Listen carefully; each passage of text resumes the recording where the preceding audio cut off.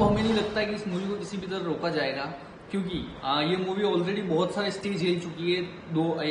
ये स्टे पहले 11 से बढ़कर 16 तक हुआ, उसके बाद और आगे बढ़ा 21 तक हुआ, देन वो 25 तक आज तक रहा, उसके बाद आज इसको रिवोक किया गया है। तो हमें नहीं लगता कि इसको हाई कोर्ट भी आगे बढ़ाएगा, क्योंकि पूरा देश जानता है कि ये मूवी किसी धर्म के खिलाफ नहीं है, किसी समुदाय के खिलाफ नहीं है। मूवी में वही सब कुछ है जो कि 28 जून 2022 को मेरे पिताजी के साथ हुआ था। किस तरीके से उनको इन जिहादियों ने, आतंकवादियों ने मेरे पिताजी को पाकिस्तान से जुड़कर मार दिया था। माननीय सर्वोच्च न्यायालय ने वही कहा है जिसकी उम्मीद थी और जो मतलब न्याय सम्मत था। उन्होंने कहा कि जब केंद्र सरकार का निर्णय आ गया, केंद्र सरकार के निर्णय आने तक ही रोक थी फिल्म पे, तो अब स्टे का कोई मायने नहीं है, स्टे नहीं लगाया जाना चाहिए। कहीं ना कहीं अब जाके रिलीफ मिल रहा है कि हाँ, हम 8 अगस्त को जो है 8 अगस्त को फिल्म रिलीज कर पाएंगे। Truth always wins and truth stands tall. Poster release हो चुके हैं, 8 अगस्त की रिलीज की जाए बारी हुई है, क्या कुछ कहेंगे?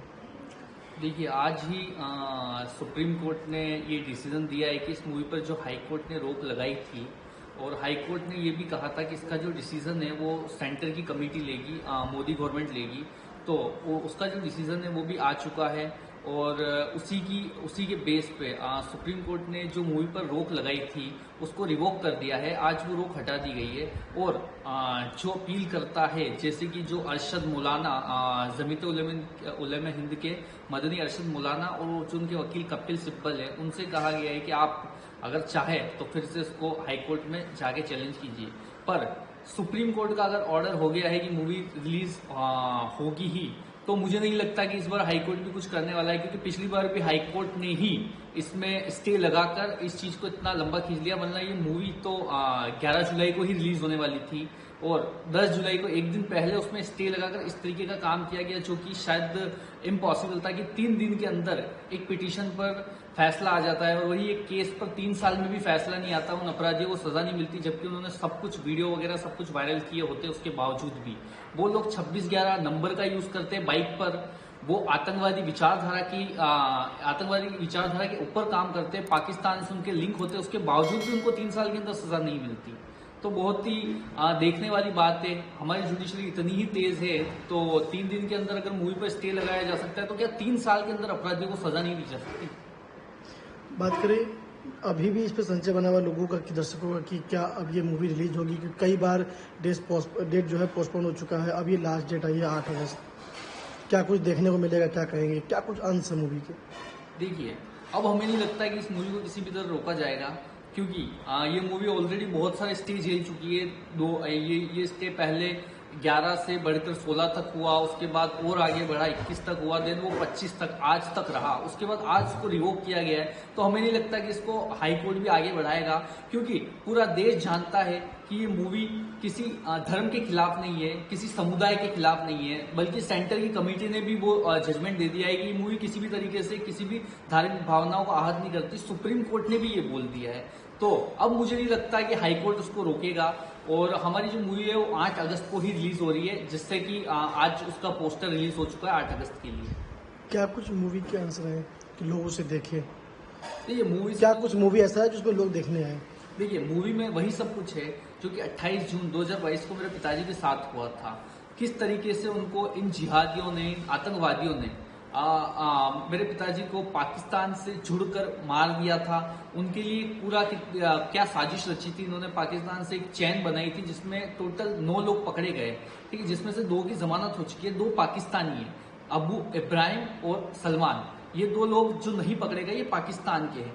तो साफ है, एनआईए की चार्जशीट भी बोलती है कि इसमें पूरा आतंकवादी लिंक साबित हुए थे। वही सब कुछ इस मूवी में भी दिखाया गया है। मूवी किसी भी कम्युनिटी को टारगेट नहीं करती, ये टारगेट करती है तो आतंकवादियों को, और अगर उनसे किसी को सहानुभूति है और वो उस चीज को लेकर लड़ रहे हैं तो उसका हम कुछ नहीं कर सकते। जैसे कि जमीयत उलमा हिंद, जो कि ऐसी कई घटनाएं, जैसे कि कमलेश तिवारी हत्याकांड देख लीजिए, उसमें उन्होंने लीगल एड प्रोवाइड की है, ठीक है। आप चाहे संकट मोचन बम धमाका देख लीजिए, उसके अपराधियों को उन्होंने लीगल एड प्रोवाइड किया। बम्बई ट्रेन हादसा, उसमें उन्होंने लीगल एड प्रोवाइड किया। ऐसे 700 प्लस केसेस है जिसमें जमीयत उलमा हिंद ही इन आतंकवादियों का साथ देता है। उनके लिए वो देश का सबसे बड़ा वकील कपिल सिब्बल को खड़ा कर देते हैं, ठीक है।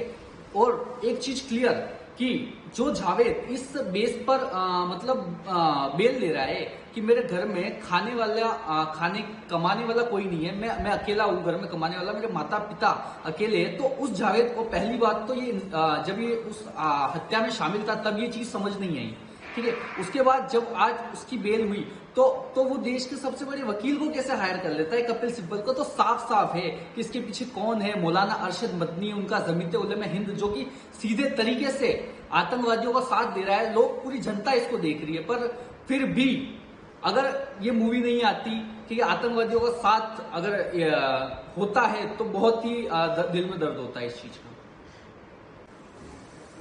मूवी तो 8 अगस्त को रिलीज होने जा रही है, दर्शक भी देखेंगे कहना, क्योंकि बहुत दिन से पोस्टपोन है। लोग दिलचस्प है कि आखिर मूवी में है क्या, क्या कुछ असर दिखाए गए हैं उसमें।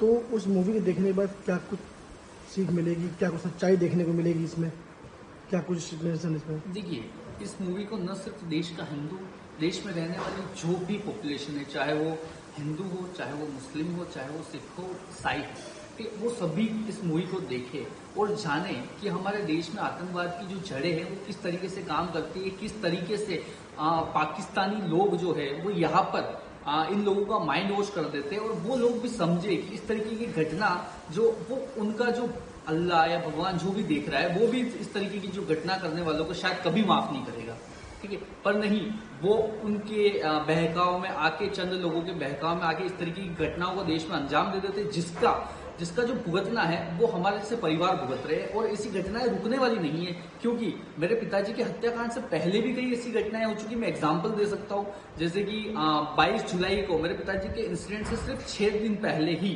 ठीक है, एक घटना हुई, उमेश कोले हत्याकांड, ठीक है। उससे पहले कमलेश तिवारी हत्याकांड, उस मेरे पिताजी के इंसिडेंट के बाद प्रवीण निटेरू हत्याकांड जो कि कर्नाटका का था, ठीक है।